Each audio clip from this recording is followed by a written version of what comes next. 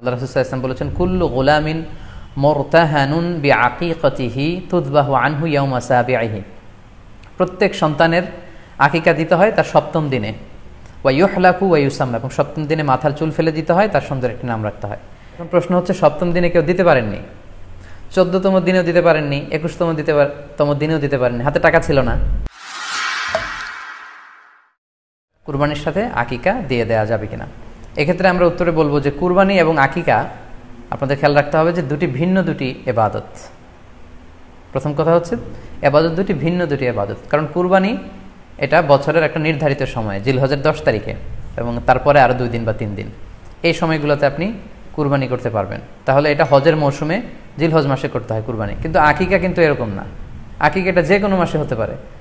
আকিকাটা হচ্ছে নবজাতক সন্তানের ভূমিষ্ঠ হওয়ার পরে শুকরিয়া স্বরূপ আল্লাহর কাছে যে কুরবানিটা করতে হয় সেটাকে আমরা বলি আকিকা। হাদিসে এসেছে আকিকা। তো সেটা হচ্ছে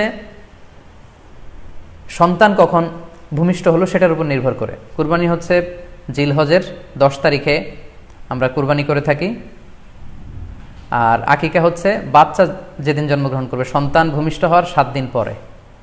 তাহলে ভিন্ন দুইটা ইবাদত, দুই সময়ের ইবাদত। নাম্বার 2, আকিকার ক্ষেত্রে আল্লাহ রাসূল সাল্লাল্লাহু আলাইহি ওয়াসাল্লাম বলেছে আনিল গুলামি শাতান ওয়া আনিল জারিয়াতি শাত, অর্থাৎ ছেলে হলে 2টি ছাগল দিয়ে আকিকা করো, এবং যদি মেয়ে হয় তাহলে 1টি ছাগল দিয়ে আকিকা করো। তো সেক্ষেত্রে কুরবানিতে কিন্তু এরকম বিধান নেই। কুরবানিতে কিন্তু 1টি ছাগল দিয়ে আপনি কুরবানি করলে কুরবানি হয়ে যাচ্ছে, সেখানে 2টি ছাগল দেওয়া লাগবে এমন কোনো কথা নেই। তো এভাবে আমরা বুঝতে পারতেছি, খুবই স্পষ্টত কমন সেন্স খাটালেও আমরা বুঝতে পারতেছি, এবং আল্লাহ রাসূল সাল্লাল্লাহু আলাইহি ওয়াসাল্লামের ভাষ্যগুলো অনুসারে আমরা বুঝতে পারছি দুইটা 2 ধরনের ইবাদত। যদিও এই 2 ইবাদতে কিছুটা মিল আছে, কিন্তু দুইটা 2 সময়ের ইবাদত, দুইটা আলাদা, দুটি উপলক্ষ, দুইটার আলাদা নির্ধারিত সময় রয়েছে। যেমন আকিকার ক্ষেত্রে সুন্নাহ হচ্ছে বাচ্চা যেদিন জন্মগ্রহণ করবে তার 7ম দিন শেষে 7 দিন পরে আপনি আকিকা করবেন। তাহলে আকিকার বিধান হচ্ছে সম্মানিত শুধু সন্তান জন্মগ্রহণ করার 7 দিন পরে। আমরা বুঝতে পারলাম আল্লাহ রাসূল সাল্লাল্লাহু আলাইহি ওয়াসাল্লামের ভাষ্য অনুযায়ী, কথা অনুযায়ী, কওল অনুযায়ী। এবার যদি আমরা আল্লাহ রাসূল সাল্লাল্লাহু আলাইহি ওয়াসাল্লামের আমল দেখি, ওনার ব্যক্তিগত আমল কী ছিল, সেক্ষেত্রে আমরা সহিহ ইবনে হিব্বানের একটি হাদিস উল্লেখ করব, যেটিকে ইবনে হাজার আল আসকালানি উনি ওনার ফাথুল বারিতে সহিহ হিসেবে উল্লেখ করেছেন। আয়েশা রাদিয়াল্লাহু তাআলা আনহার বর্ণনা, তিনি বলেন যে আক্কা রাসূলুল্লাহ সাল্লাল্লাহু আলাইহি ওয়াসাল্লাম আনিল হাসানি ওয়াল হুসাইনি ইয়াউমা সাবিঈ ওয়া সাম্মাহুমা। আল্লাহ রাসূল সাল্লাল্লাহু আলাইহি ওয়াসাল্লাম নিজে ওনার দৌহিত্র অর্থাৎ ওনার নাতি হাসান এবং হুসাইনের আকিকা নিজে করেছেন 7ম দিনে, এবং 7ম দিনে তাদের নাম রেখেছেন। একজনের নাম রেখেছেন হাসান, আরেকজনের নাম হুসাইন। অর্থাৎ হাসান রাদিয়াল্লাহু আগে জন্মগ্রহণ করেছিলেন, ওনার চেয়ে ছোট ছিল হোসেন, উনি পরে জন্মগ্রহণ করেছেন। তো ওনাদের জন্মের পরে 7 দিন পরে আল্লাহ রাসূল সাল্লাল্লাহু আলাইহি ওয়াসাল্লাম ওনাদের আকিকা দিয়েছিলেন, এবং 7ম দিনে উনি আকিকাও দিয়েছেন এবং তাদের নামও রেখেছেন। তাহলে আল্লাহ রাসূল সাল্লাল্লাহু আলাইহি ওয়াসাল্লামের কওলি হাদিস, ওনার ভাষ্য মতে আমরা জানলাম উনি বলেছেন 7ম দিনে আকিকা দিতে হয়, এবং ওনার ব্যক্তিগত আমল থেকে আমরা জানতে পারলাম যে উনি ওনার 2 নাতির আকিকা দিয়েছেন 7ম দিনে এবং নাম রেখেছেন। তাহলে এ থেকে আমরা সুস্পষ্ট বুঝতে পারি যে আকিকা দিতে হয় সন্তান জন্মগ্রহণ করার 7 দিন পর, 7ম দিনে। যদিও তবারানিতে আরেকটি হাদিস এসেছে যেখানে বলা হয়েছে যে আকিকা 7ম দিনেও দেয়া যায়, 14তম দিনে দেয়া যায়, 21তম দিনে দেয়া যায়। যদি 7ম দিনে কেউ দিতে না পারে কোনো কারণে, তাহলে 14তম দিন, না পারলে 21তম দিন।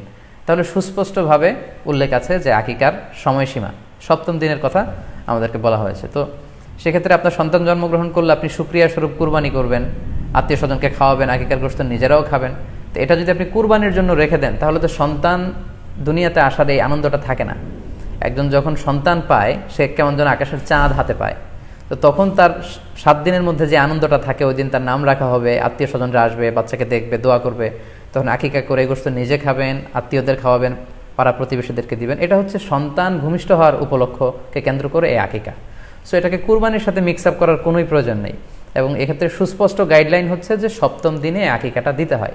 সো আমরা যেন 7ম দিনে আকিকাটা দেই।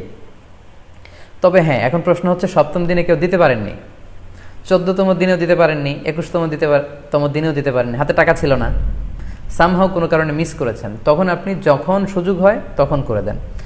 ওই প্রেক্ষাপটে আপনি যদি কুরবানির সময়ও আকিকা দিয়ে দিতে চান, এটা আদায় হয়ে যাবে ইনশাল্লাহ। আশা করা যায় আদায় হয়ে যাবে, এবং এটা জায়েজ আছে। তবে এটা সুন্নাহ নয়। সুন্নাহ হচ্ছে 7ম দিনে আকিকা দেওয়া।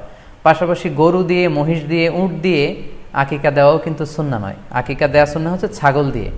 হ্যাঁ, গরু 7 ভাগে 1টি ভাগ কুরবানির সাথে যদি আপনি আকিকা দিতে চান, আকিকা আদায় হয়ে যাবে, এটা জায়েজ আছে, কিন্তু এটা সুন্নাহ নয়। সুন্নাহসম্মত হচ্ছে আকিকা সপ্তম দিনে দেয়া এবং ছাগল দিয়ে দেয়া। ছেলের ক্ষেত্রে 2টি ছাগল, মেয়ের ক্ষেত্রে 1টি ছাগল। আশা করি কুরবানির সাথে আকিকার প্রসঙ্গটি আপনাদের কাছে ক্লিয়ার হয়েছে।